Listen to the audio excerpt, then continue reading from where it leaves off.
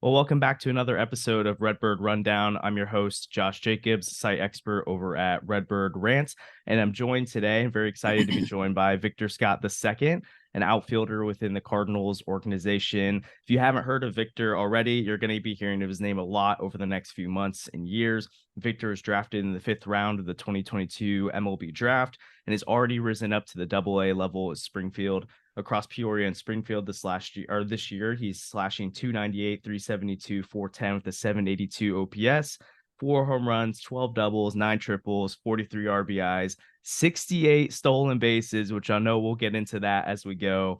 65 runs scored, and he's been better at the AA level this year, actually, with a 124 WRC plus. So starting off, Victor, I'd love to just talk about your journey as a Cardinal so far. You've only been in the organization for a little bit over a year, and you're already tearing up AA. So what has this journey been like so far? To kind of put it into words, this journey's been unreal, almost surreal. It's kind of like the only thing I can put it as. I know it took a lot to get here for sure, though. It took a lot of people to help me get here.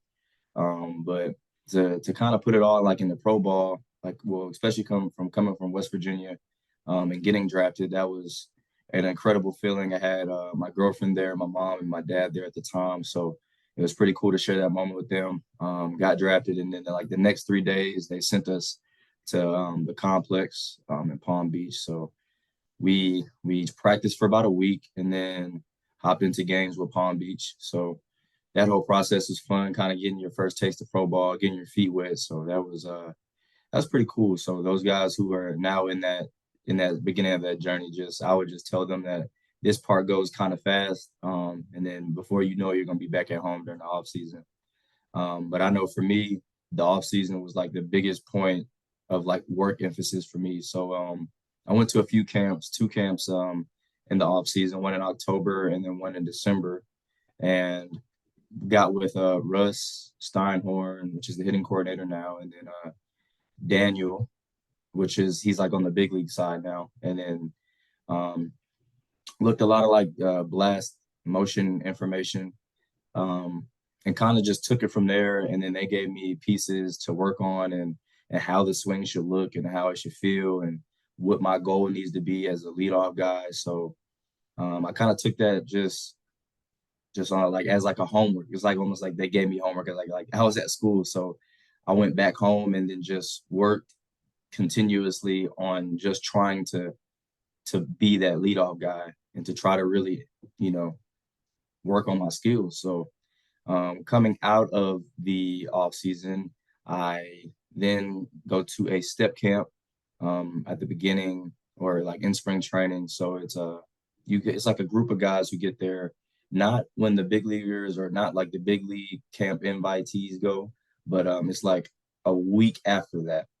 So you almost kind of get more like hands-on work for like the next like 2 weeks or so.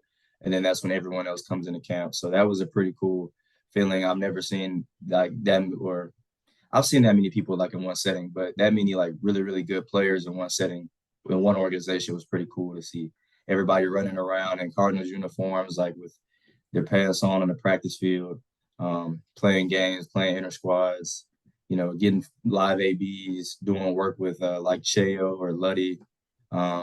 So seeing that was super special to me. And then kind of getting invited to like the big league games was, I remember like the first time I got the text like that I was gonna go play in one. Um, it almost felt like I was getting like the big league call. Like Hmm. I don't know how that feeling feels yet, of course, but if I had to guess, it would feel something like that. So, Yeah. um, man, that was super interesting, man, because you're there with all like the big leaguers, and you kind of feel like you're a part of like what they have going on. So that was pretty cool just to be on the bench in the big league spring training game, and then also getting to talk to Willie McGee. I did that a lot. Kind of just sat there and talked to him about outfielding, about being a leadoff guy, about being a speed guy. So picked his brain about a lot of that thing, a lot of those aspects of the game. And then I remember it was like my first time getting in the game, and then the bench coach came up to me. He was like, "Hey, Victor, you're going in for," I think he said like O'Neal, and I was like, "Yeah, this is crazy." I was sitting there like really trying to wrap my head because I mean I'm eating seeds. chewing bubble gum. I'm just trying to feel like a big leaguer at this point because I'm like, yeah, Yeah. this is a crazy opportunity. So I'm just gonna try to soak it in as much as I can. And then he told me I was going in. I was like, oh wow, this is really happening. So I can't remember what I did in my first game, but I do know I ended up starting like one of those games like further in that week, and I ended up going like 1 for 2 with 2 walks, and then seeing like Ollie there, like after I scored, like giving me a fist pound, and that was crazy, just a crazy Yeah. experience. And then kind of jumping into like the season, going into Peoria. I was told that like at the end of spring training, but man, Peoria was a cool place. It was cold at first, but I mean that's to be expected. It's Illinois, so Yeah, I'm um, from Bloomington, so oh, there you go. yeah. Yeah, for sure. And then I played at West Virginia, so it's not like I wasn't used to playing in cold weather. But yeah, it was pretty cool. I picked up a lot of things from PA and Casey Chenoweth, and then made some pretty cool relationships with like those teammates like Jimmy Crooks and Nathan Church. Got to hang around those guys a lot, and Cooper Jerpy Mm. were all my roommates, and they actually taught me how to fish, like using different like techniques of how to catch like different fish. It was crazy. Yeah. But so then in the same week that I got called up to Double A, I got called for the Futures game. Yes. So we were playing the Quad City River Bandits in Davenport, Iowa, and I remember I was like really struggling this week for some reason. So I Mm. think a guy was kind of putting me through like the little like the mental ringer and like there's other Mm. things at the end of this tunnel. But man, it's like I was struggling, and then I came in the next day on Wednesday, and then I was told I was going to the Futures game. So like I was already trying to wrap my head around that, calling my mom, a lot of people who got me there. I was calling Yeah. everybody, but trying to do in like a short time span because I had to get back on the field for practice and BP and whatnot. And then so hearing that news, kind of continued playing throughout the week. Was kind of like scuffling still, just wasn't really seeing it well against them. And then at the end of the trip, I'm walking down the tunnel, and Patrick Anderson, PA, he's walking with me, and I'm like, man, PA, it's been a really rough week for me, man. Like, I was like, Mm. I haven't struggled this much, like since I've been here. Like in a week, I haven't struggled like this. I was like, man, it's been difficult. And he was like, yeah, you just got to keep going. And then he calls me into the office, and then Russ is in there, and then sure enough, they tell me I was going up to Double A.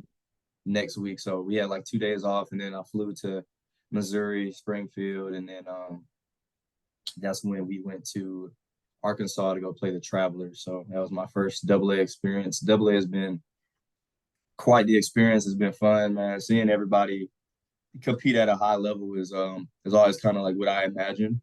Of Yeah. course, this is not like where the train stops, but the goal is to, of course, get to the big leagues. But yeah, it's definitely cool to see how everybody kind of goes about their business and professionally, just trying to kind of grow their game and develop as like their player, and then how that all comes into like a team aspect. So it's definitely been quite an experience, and that's all I can kind of say about it. It's been really fun for sure. Yeah, that's incredible. Well, before I want to jump more into the futures game and that experience for you, but I've got a couple of more fun questions we want to start off with. So I'm from around Peoria, and then one of our writers is from around Springfield. So we were wondering, what are your favorite places to eat? Or if you had to pick one spot in Peoria and Springfield, where would you be going? Okay, so Peoria, let's see, I always like cooked for myself, and then the team provided meals. But when I Okay. did go eat, I was just kind of basic. I just went to IHOP, man. I didn't really like go to anywhere super special or like go really tour the town. I know I did Okay. fish a lot in Peoria, so I did that Yeah. a lot, and then I also like to bowl, so I bowled a Nice. lot in Peoria. But other than like with the eating spots, I didn't really find anywhere or discover anywhere like that was super good. I just Okay. kind of went to like the common spots. In Springfield, I would say either First Watch or the Big Biscuit is like the two places I've been for like breakfast on an off day, Okay. which are they're really good spots. So yeah, Yeah. So big breakfast guy then. I could tell IHOP and then the breakfast spots. I like it. yeah, love So you breakfast. mentioned fishing and bowling. So are those two things you like to do outside of baseball, or is there anything else you would say that's kind of like if you got away from the game for a day, this is what you'd be doing? Yeah, actually I have three pretty prominent hobbies. So one of which would be I like to make music. I'm Nice. actually like a or I like rap, so everything like I put on is like on like Apple Music or Spotify. Okay, where can we Yeah. find you on there? Just Victor So Scott the if you second. type in like Argo, Argo, and then like Right My Wrongs, then that's like the latest album I dropped. So Okay. it's on there. Pretty cool thing that I kind of do like in my off time. Yeah. Even like on bus trips, like I'll kind of just like sit there and like listen to a beat and kind of like make a song for when I go back home, and I'll end up probably pushing that out too. Um, let's see, bowling. Bowling I actually worked at a bowling alley in the off season, so to Okay. make a little extra income. I know a lot of guys like they train kids, like they'll do that for income, but I was doing that as well as working at a bowling alley. So I would work there for 5 days a week for about 8 hours, and then Okay. it's kind of like kind of just grew on me because I always kind of worked there when I was little. Like my dad Mm, was a security guard. He's a retired police officer now, so he will mm, go there for like an extra job, his extra money. So I would go and basically just work there with him as he would be doing his security job. And then kind of coming back from the off season, I was like, man, I need an extra, source of income. So I worked at mm. a bowling alley, and then after hours, I would just sit there and bowl and just kind of picked up Yeah. really on how to on how to spin it, and looking at the boards and looking at oil patterns. It's just became pretty fun for me. And then the third hobby, fishing, I literally just picked up when I was in Peoria Okay. because Nathan Church and Jimmy and Cooper, super big fishermen. And one day they Mm. all went to Bass Pro Shop and they're like, Vic, you want to come? And I was like, man, I'm from the city. I was like, I like to bowl, play basketball. I was like, I'm from the city.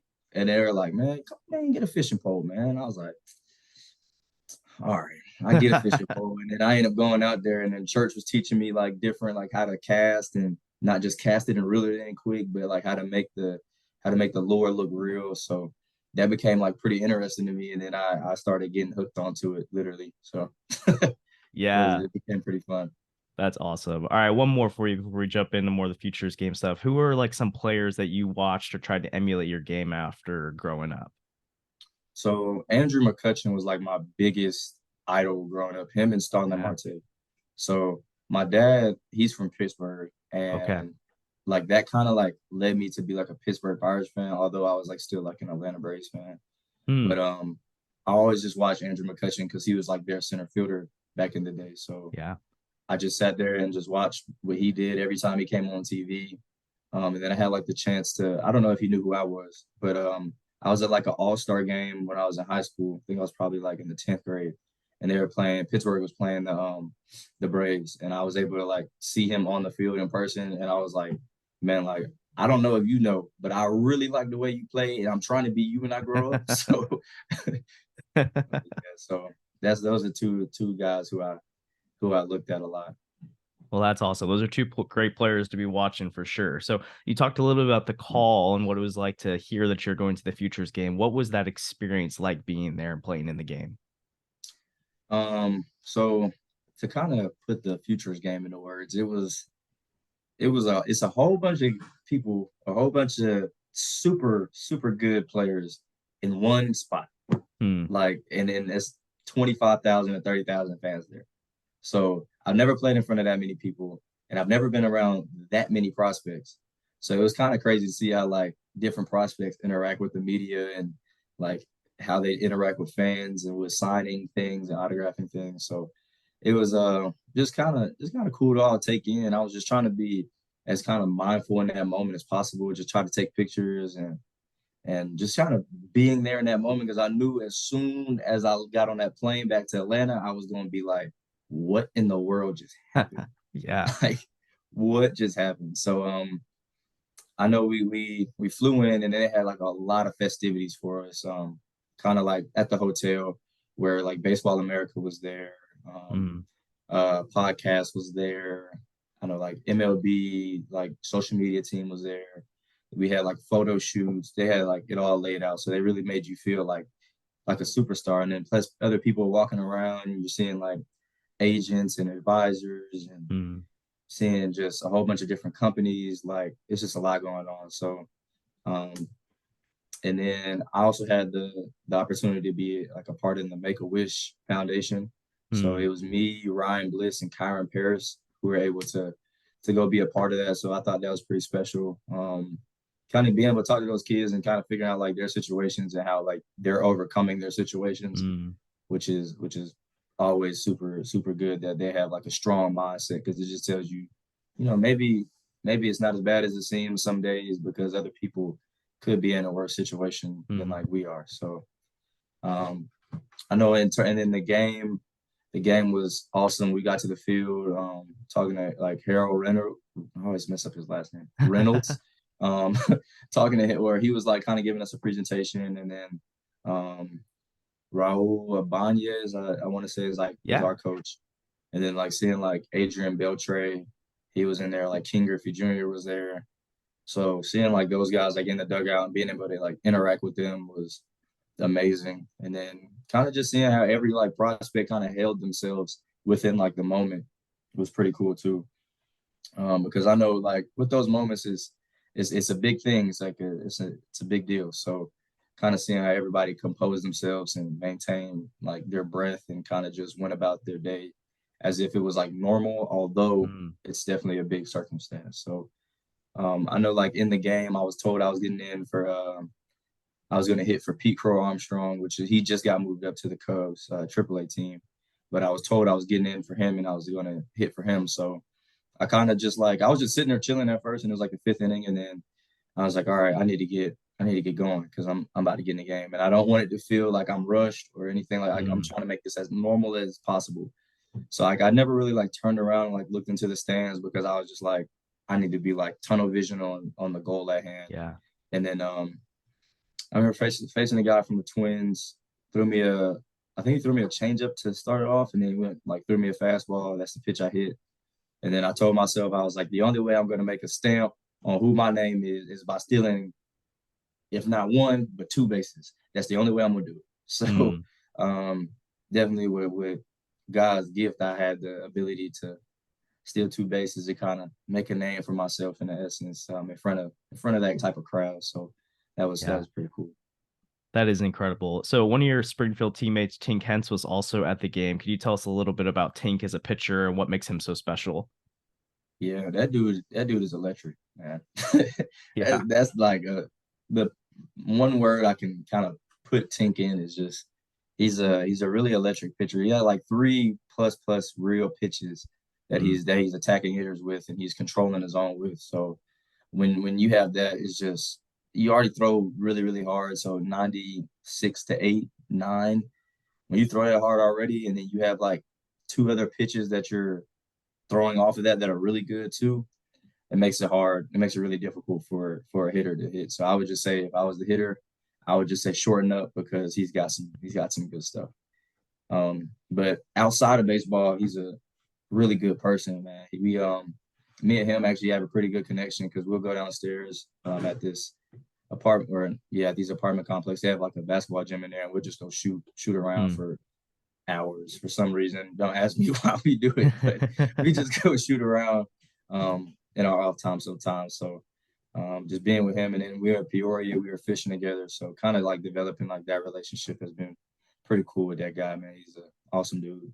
Yeah, that's awesome. And then I also saw that you got to have a conversation with Vince Coleman at the Futures game as well. So tell us more about that as he's the last. I mean, he stole over 100 bases three different times in his major league career, stolen base king. So obviously there's some connections there. What all was that conversation like with Coleman?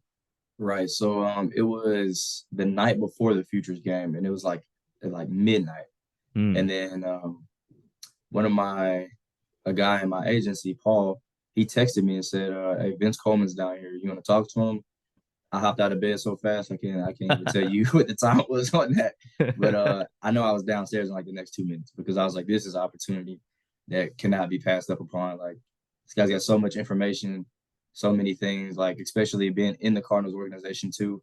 And Yeah. like doing the things that he did in the Cardinals organization was like even a better connection. So I talked to him just about like we talked a lot about getting like first steps and like really reading the pitchers. So like even when it's not your time to hit, or if say if I'm the leadoff guy and I make the last out of an inning, then I should be on that rail watching the pitcher's tendencies and trying to really gather something for my next at bat or for the at Mm. bats to come. So we talked a lot about like reading tendencies, um, about like swing decisions as a leadoff guy. Like, what should you be swinging at? Like, how to give your team the best opportunity to essentially win the game. I mean, because with like a guy like me, I'm not gonna hit the ball. I can run into one every now and then, but like that's not my goal is not to hit a home run. Like I'm supposed to get on base, steal bases, create, havoc for the defense, and then in turn, the guy behind me gets a lot of fastballs because Mm, the catcher I mean, it's just easier to catch a fastball, receive, get it out, get it to second base, and it's a faster pitch. Pitchers are slowing down or they're speeding up to the plate. So instead of being yeah. like a 1-3 or a 1-4, now he's a 1-1 or a 1-0. So Mm, that's like my whole goal as like a leadoff is just get on base and cause as much disruption as possible. So we talked a lot about that. And then also like how to get to 100 and then how to keep pushing. He was like, because essentially once you get to like a specific number, he was like, everybody knows who you are at that point, and the whole ballpark knows you're going to steal. yeah. So how do you steal bases with everyone knowing you're going to steal? And that's kind of like what we went over. And then like even now, like to present day, so like I know that was like in the beginning of July, we still like kind of text back and forth, and like I'll send him some film, and he kind of gives me feedback on like, okay, maybe you can look at this, and maybe you can. I'm not going to say necessarily change this because obviously it's your career, but you can kind of look at this and try to make an adjustment here to get an even better step than you Mm, did in this video. So having that connection with him is super special to me. Both both Vic and Vince names, so both V names is pretty cool yeah. too. So um man, it's just awesome to have that correlation and connection with a guy who's been in the organization and who has had success at stealing bases as well. Yeah, that is incredible. So tell us more about like how do you prepare to steal a base now that every time you get on base, everyone knows you're probably going to try and steal one. Like what is going through your mind? What are the things you're watching for a pitcher? How do you trying to not manipulate the rules, but use the new rules to your advantage? What are some things that are going through your mind when you're trying to steal a base when you're in the 60s? Like people know you're going to. Yeah, it's more or less just like picking your spots of when to run. So like sometimes I'll do like a fake steal and just try to see like what the defense does Hmm. in reaction to me stealing. So like who covers the bag is also important. Um, because if the second baseman doesn't get there in time, then he's trying to come. So like if I'm sliding in this way, he's going to come from this angle. So normally the shortstop comes from that angle because he's always Yeah. behind the bag and like that double play depth. Um, or just really like reading the picture as well, like prior to it's almost like doing your homework. Um, I always go like I know even at the past level, I will go talk to PA and go watch film on the pitchers and go talk to Casey as well. And then I know at this level, I go talk to Jose Lahair, and I just sit there and we talk about like, is the pitcher really quick? Does he like, is he, if he's a lefty, is he reading the move? Is he like reading me go? Like, what is his tendencies so I can get the Hmm. best jump possible? Because essentially, once I'm gone and committed, then I'm trying to be I'm trying to be safe. So I'm gonna go in there as hard as I can at the back of the bag and just head first slide, just try to be safe at that point. So yeah. Yeah. Well, you've mentioned that 100 stolen base goal. I know you've mentioned in the past. You said it today. You're at 68 right now. I believe you have 41 games left to go in Double A right now. Do you think you're going to reach the goal this year? Yeah, yeah, for sure. I mean, I have Yeah. like a 10 game, let's see, whatever 100 minus 68 is. Not good at quick math. But whatever that is, I know it's not 41. So the goal now is just to try to steal one base a game. And Okay. then hopefully I'll get there in the long run. And of course if I can steal two or three and two thumbs up. So Totally. yeah, the goal is still to get to 100, but of course we'll kind of see how the season plays out. If it's not in God's design order, then Mm. hey, so be it. We'll get it next time. But the goal is to Yeah. definitely still 100. Well, for listeners, Victor is second in all of minor league baseball in stolen bases. There's someone within the Rays organization that has like 80, so maybe you can catch up to him as you go through as well. Something I'd like to talk to you about is your approach at the plate as well. You talked about how you're going to run into a few home runs along the way, but for the most part, you stay within yourself as a hitter. I've seen some bunt singles from you. I see you hit the ball the other way. You have a low strikeout rate, high walk rate. Like, what is your approach at the plate looking like? My approach at the plate is pretty much to just hunt my hot maps. So basically, Mm, what that means is what pitches am I good at hitting early in the count, and then of course when you get to two strikes, you kind of have to battle up at that point so it can yeah. be as short as possible. So I'm not like a big leg kick guy. I don't have like a lot of movement to my swing. I just try to be as simple as possible and try to just repeat putting the barrel on the ball. Sometimes I don't get the barrel to the ball and I still have like a good plane on my swing. So it helps me in that aspect to kind of drop one in, before the outfielders and after the infielders. So it kind of helps me to do that sometimes. Mm, Or my speed will play if I chop one and then I can really try to beat it out. But the whole like kind of ideal is just for me to hit line drives. So if I can hit a line drive right in front of the outfielder, it's a win for me because that's my goal. And that's like kind of what the organization sees me as doing. Um, Now, if I catch it just a little bit more and then it gets in the gap, now we're talking doubles and triples, which is also a super big component in my game. So I would just say the whole approach thing is just to try to be like a leadoff guy, see pitches when needed to see it. But if it's in my hot map, I will swing. So that's mm, why, like a lot of people are asking me, like, why are you so aggressive as a leadoff? I'm aggressive because it's a fastball in my hot map, and I love that. mm. Or it's just a pitch that I can see myself handling. So that's kind of like the approach, and just like to kind of put it into like a bowl. It's basically just to hit a line drive back up the middle of the field. That's awesome. Well, Yep. something that kind of popped in my head as you were talking too is I don't know how many times you've stolen third this year, but I feel like that's something that people always kind of wonder, like what goes through a base stealer's mind and like when you decide to steal third of all bases. Do you have a mentality behind that? Is it something the pitcher's doing situational? I'm sure it's a combination of the things, but what is it like for stealing seconds, one thing, but stealing third's a little bit more difficult. What does that look like for you? So, so kind of like from the outside eye, stealing second seems easier. Hmm. Stealing third is actually the easiest. Interesting. Why would you say that? So stealing third, it's the pitcher is I haven't heard of a pitcher who's really comfortable with picking off to second. Yeah, that's fair. And then it's also hard, like with me, I kind of like read moves.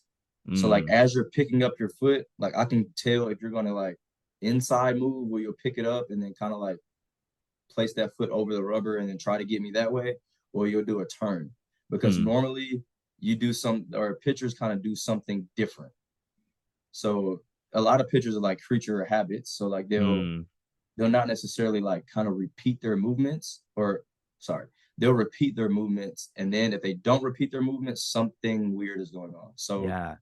So sometimes guys will on second especially, there'll be like a one look or two look guy. So if the mound is this way and then the Hmm. second base is this way, they'll look here and they'll look at you, Hmm. and then they'll boom. Sometimes they turn as they're turning, they'll pick up and pitch, or they'll lock back in on home plate and then they'll pitch. So Mm. a lot of times they'll do things like that. So I kind of just am able to read. All right, so what is he doing? And by the way, it's like prior to, so I already know what he's doing before I even get out there on the field. So Yeah. when I happen to do get, if I have the chance to do get on second, then I know, okay, when he turns his head, like as he's turning his head, he's picking up his foot. So I can essentially just go as soon as he's doing this, Yeah. and then I'll end up getting a better jump than I would on first, because on first it's kind of like if you do it like that, it's like a real gamble. So like, Hmm. but normally I just go like when they pick up their foot on first, but there you can almost like vault and you can be totally safe. Wow, that's super interesting to note. So we'll be expecting to see you try to steal. I guess second, if you once you steal second, third is pretty easy from there. So we'll be watching for that for sure. So something I think is really interesting is preseason. You were ranked toward like the bottom 20s of most prospect lists. It really depended on who you're looking at. Baseball America has you up at number 5 in the Cardinals organization now. MLB.com hasn't re-upped their rankings yet, but surely you're going to rise up the ranking. So what do you think you've shown this year that's caught the eye of talent evaluators around the league? Um, Consistency. Hmm.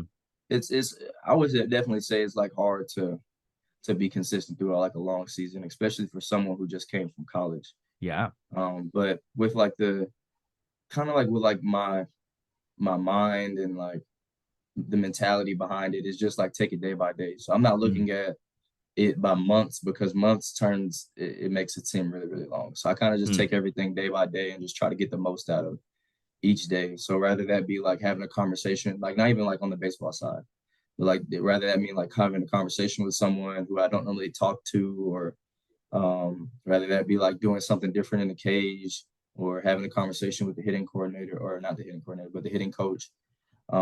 Just doing something different to try to get the most out of each day and try to build new connections. So that way it's not seeming as long of a season for me. Yeah. Um, and then kind of just finding like a good routine. That's like been a big component and kind of I guess my success is because I know now what my swing is doing.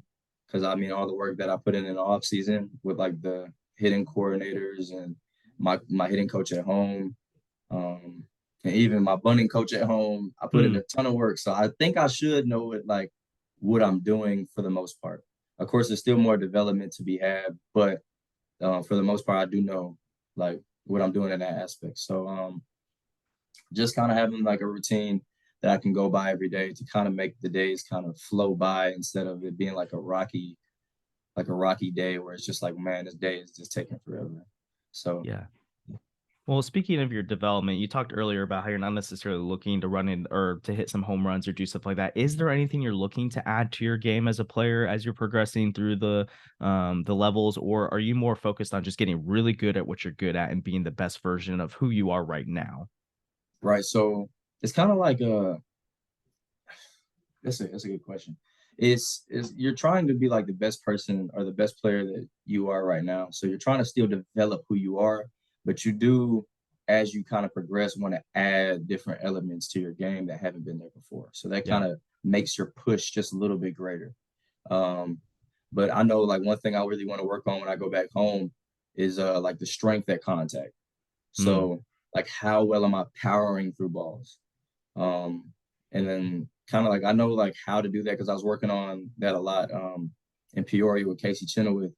But it's just that's gonna be like the next step for me is just all right. So these balls that you're just hitting in front of the outfielders, like how can we get that over their head for extra base Mm. hits? Because it's still a line drive approach, but now the extra strength behind that will kind of get that ball to the wall or get that ball over the wall on a line, which is even more impressive. So that's kind of like the next step, I feel like, for my game. And of course, the speed will always be worked on, the power output as well. So that's definitely the next step. Yeah. I don't know how you could articulate this well, but if you can, that'd be great. I think fans get a little bit weary sometimes when they hear of like high contact hitters trying to develop power. They're like, oh, what are they doing? They're going to mess up their swing. They're going to ruin what they're good at. How do you continue to get better at powering through the baseball, having that line drive approach, adding power to the game, but still getting on base at a high clip? So it's the same swing, but kind of like developing more parts of your body that could make Hmm. your strength at impact stronger. So I would say like hand strength is a big one, wrist strength is also a big one, forearm strength, and then of course like still developing power like in your body as well. So core, legs, that's super huge. Back strength, um, it's just developing that. Like I would say like I do not want to change my swing from where it is right now. Hmm. So I'm not going to try to now, all right, now that I got power, I need to try to lift the ball because that's not who I am. So I still want to try to hit those line drives, but like kind of working on those things in the off season and really putting in that like that extra time is going to help me kind of see those benefits in the long run of the next season to come. Yeah, that makes a ton of sense. Well, as we're wrapping up a little bit, speaking on your behalf, I think it's crazy that fans and media don't talk about you more. I mean, you look at like a Baseball America, they have you rated 2++ tools with your speed and your fielding, which that alone makes you a valuable player going forward in center field. But then you're also at least above average in multiple other areas. They see you as a potential 5 tool player.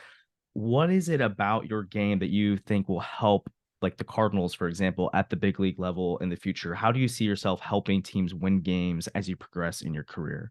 So kind of like what I said before is just creating or getting on base and just creating havoc for like those guys behind me. So like I said, like when I'm on base, normally they slide step, and with slide steps, they throw fastballs at Mm, this level at least. So I'm assuming they'll be a little bit better at like controlling the running game at the higher levels, but at least they'll still get pitches in the zone to handle and then drive me in, because essentially if they hit a ball to the wall, my thought is going to be to score. yeah. So then that helps them get their RBI count up, and then that also helps me get my runs scored up. So it's kind of like a win-win, and now we're winning ball games because of the amount of runs that are being produced, as well as on defense is just being able to communicate with like off outfielders, and then also just the speed in general helps me get to the ball, and then also help back up other off outfielders as well. So that's kind of like what I bring to that, Yeah. what I'll bring to the table as I get to the upper levels for sure. Yeah. Well, as we're wrapping up, you've told us you bring music to the table. So what is it again? How can we find your music on? You said it was on Apple. It's Argo, ARGO, and then it's Right My Wrongs, like WRITE, My Wrongs. And it should be a picture of like a lamp and a notepad, and then that's me. Okay. Yeah. Yeah, we'll have to give it a listen after this. Well, Victor, it was a pleasure to chat today. Seriously, thank you for your time. You're exactly the kind of player the Cardinal fans will fall in love with when you make it to St. Louis, and there's no doubt that you're on your way to doing that. Good luck with the rest of your season, the quest for 100 bases. I'm sure you're going to get there. Hopefully, we can talk again soon and possibly see you in St. Louis in the near future. Most definitely. Most definitely. Thank you for having me. Yeah, of course. Well, this has been Redbird Rundown, your host, Josh Jacobs. Thanks again to Victor for being on, and I'll catch you next time. All right.